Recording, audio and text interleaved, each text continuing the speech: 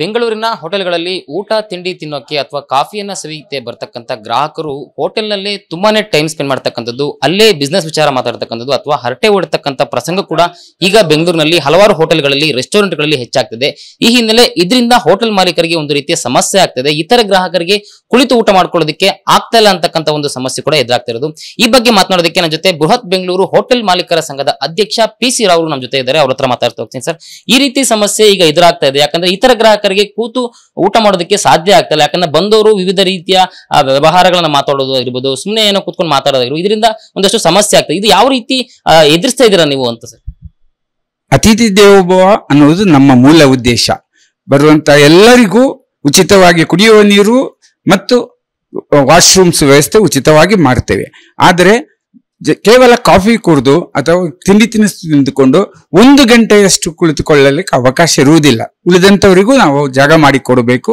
ಈ ಉದ್ದೇಶದಿಂದ ಅವರು ತಿಂಡಿ ತಿನ್ನುವುದಕ್ಕೆ ಅಥವಾ ಊಟ ಮಾಡುವಷ್ಟು ಸಮಯ ಸಮಾಧಾನವಾಗಿ ತಿನ್ನಬಹುದು, ಅದರಲ್ಲಿ ಏನು ಅಭ್ಯಂತರವಿಲ್ಲ.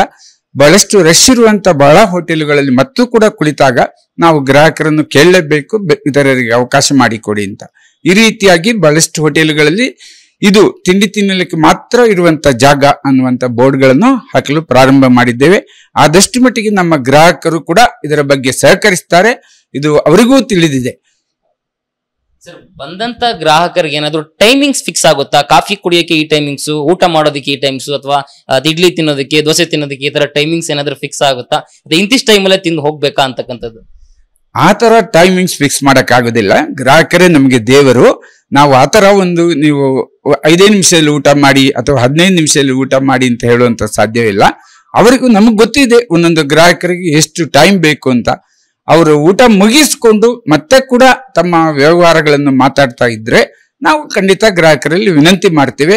ಅವರು ಕೂಡ ಅರ್ಥ ಮಾಡ್ತಾ ಇದ್ದಾರೆ. ಈ ಗ್ರಾಹಕರು ಬಹಳಷ್ಟು ಹೋಟೆಲ್ಗಳಲ್ಲಿ 3 ವಿಚಾರಗಳು ಮೀಟಿಂಗ್ಗಳಾಗ್ತಾ ಇರುತ್ತದೆ. ಈ ಬಿಲ್ಡಿಂಗ್ಸ್, ರಿಯಲ್ ಎಸ್ಟೇಟ್ನವರು, ಮದುವೆ ಡಿಸ್ಕಷನ್ಗಳು, ಮತ್ತೆ ಈ ಲಾಯರ್ಸ್, ಅಡ್ವೊಕೇಟ್ಸ್ಗಳು ಕೂತ್ಕೊಂಡು ತಮ್ಮ ಕೇಸ್ಗಳ ಬಗ್ಗೆ ಮಾತಾಡೋದು. ಇದು 3 ಪ್ರಮುಖವಾಗಿ ವಿಚಾರ ವಿನಿಮಯಗಳು ಮಾಡುವಂತ ಜಾಗ ಇರುವುದೇ ಹೋಟೆಲ್. ಇದನ್ನು ಉಪಯೋಗಿಸ್ಲಿ, ಆದ್ರೆ ಅದಕ್ಕೆ ಅಗತ್ಯ ತಕ್ಕಂತ ಊಟದ ಮಾಡ್ತಿರುವಾಗ ಮಾತಾಡ್ಕೊಂಡು ಉಪಯೋಗಿಸಬಹುದು. ಅದಕ್ಕೆ ಅಂತಲೇ ಹೋಟೆಲ್ಗಳಲ್ಲಿ ತುಂಬಾ ಹೊತ್ತು ಕುಳಿತುಕೊಳ್ಳೋದಕ್ಕೆ ಅವಕಾಶ ಕಡಿಮೆ ಇದೆ ಅನ್ನೋದನ್ನು ನಾವು ನಮ್ಮ ಗ್ರಾಹಕರಿಗೆ ವಿನಯಪೂರ್ವಕವಾಗಿ ಹೇಳಲಿದ್ದೇವೆ.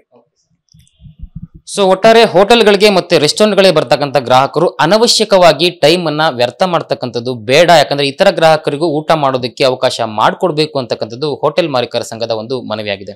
ಕ್ಯಾಮ್ರಾ ಪರ್ಸನ್ ಗಿರೀಶ್ ಜೊತೆ ಲಕ್ಷ್ಮೀ ನರಸಿಂಹ, ವಿಸ್ತಾರ ನ್ಯೂಸ್, ಬೆಂಗಳೂರು. ಅನುಕ್ಷಣದ ಸುದ್ದಿಗಳಿಗಾಗಿ ವಿಸ್ತಾರ ನ್ಯೂಸ್ ಯೂಟ್ಯೂಬ್ ಚಾನೆಲ್ ಸಬ್ಸ್ಕ್ರೈಬ್ ಮಾಡಿ. ಹೊಸ ಸುದ್ದಿಗಳ ನೋಟಿಫಿಕೇಶನ್ಗಾಗಿ ಬೆಲ್ ಐಕಾನ್ ಕ್ಲಿಕ್ ಮಾಡಿ. ಲೇಟೆಸ್ಟ್ ಅಪ್ಡೇಟ್ಸ್ಗಾಗಿ www.vistaranews.com ವೆಬ್ಸೈಟ್ಗೆ ವಿಸಿಟ್ ಮಾಡಿ. ಅಂಗೈಯಲ್ಲೇ ಜಗತ್ತಿನ ಸುದ್ದಿ ತಿಳಿಯಲು ವಿಸ್ತಾರ ನ್ಯೂಸ್ ಕನ್ನಡ ಆಪ್ ಡೌನ್ಲೋಡ್ ಮಾಡಿ.